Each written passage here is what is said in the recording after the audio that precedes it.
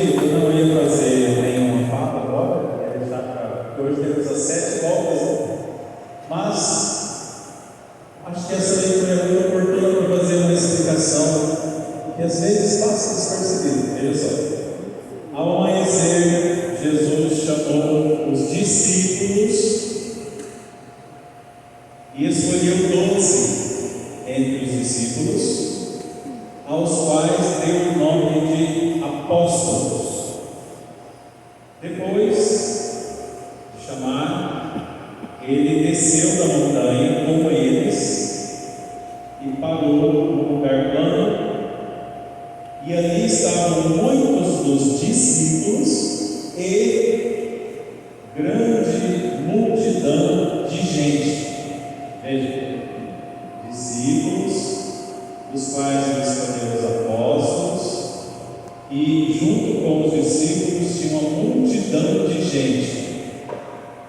São três classes diferentes. Gente, povo, que já ouviu falar de Jesus, mas não tinha muita ligação com ele, e vinha porque a fama dele era grande. Discípulos são todos aqueles que têm um mestre, discípulo. E o mestre é Jesus por excelência, aquele que ensina, aquele que fala para os seus discípulos, que forma os seus discípulos. Discípulo é alguém que imita o mestre, alguém que está ali para fazer a vontade do mestre, porque confia naquele mestre, ele é um líder. Então, os discípulos, que são pessoas mais próximas do que a multidão de gente. E desses discípulos que seguem o mestre, ele escolheu 12 apóstolos. O que é o apóstolo então? O apóstolo é tirado do meio dos discípulos, dos seguidores do mestre, para estar mais próximo do mestre ainda, para ajudar o mestre. Os discípulos nem sempre ajudam o mestre, eles seguem o mestre, às vezes não estão preparados ainda, estão aprendendo, são discípulos do mestre, querem aprender com o mestre, que ensina, que fala, que orienta, né, que é um exemplo. Mas aí quando ele escolhe os apóstolos são aqueles que fazem junto com o mestre, ou seja, são pessoas selecionadas, escolhidas, né, por Jesus. E para ele chegar a isso, ele rezou a noite inteira conversando com o Pai. Pai, quem que eu escolho? E mesmo assim errou, né? Porque escolheu Judas, aquele que depois se tornou um traidor. Em qual posição você está hoje? Boa pergunta, né, para essa noite. Você é o povo, ou você já pode ser chamado de discípulo? O discípulo não se contenta só em vir correndo, eu ouvi falar de Jesus, vou lá. Não. O discípulo, ele senta na frente do mestre,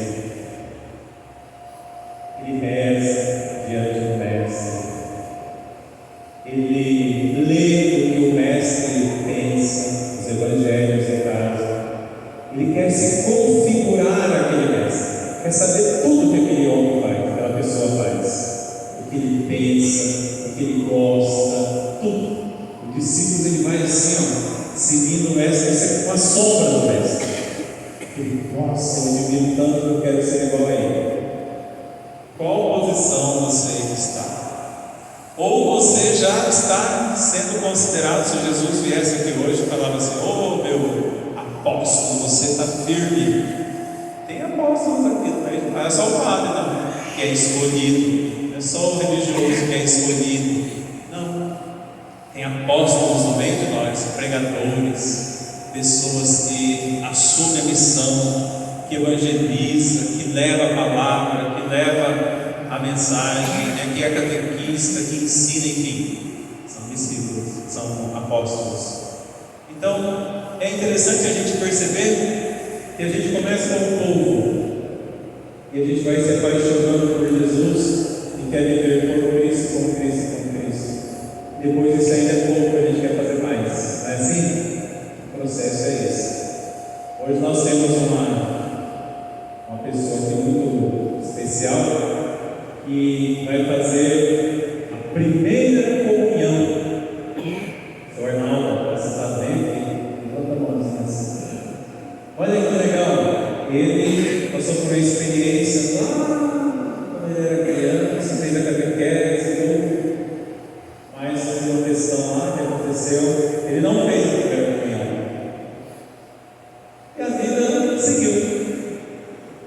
E agora aqui no santuário, a partir do cerco de Jericó e a partir das missas do Santíssimo, é isso? Ele foi se encantando tanto com isso tudo. E faz tempo, né, que vocês dois estão tendo aqui. Ele falou assim: Padre, eu quero agora, eu me sinto preparado para fazer a primeira comunhão.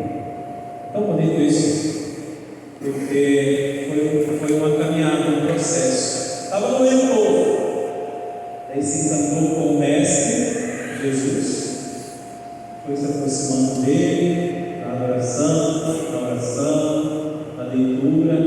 Eu conversei com ele algumas vezes, ele é uma pessoa muito instruída, inteligente, lê bastante, conhece a palavra. Agora eu quero receber pela primeira vez a Eucaristia. Que maravilhoso, uma salva de palmas para Deus.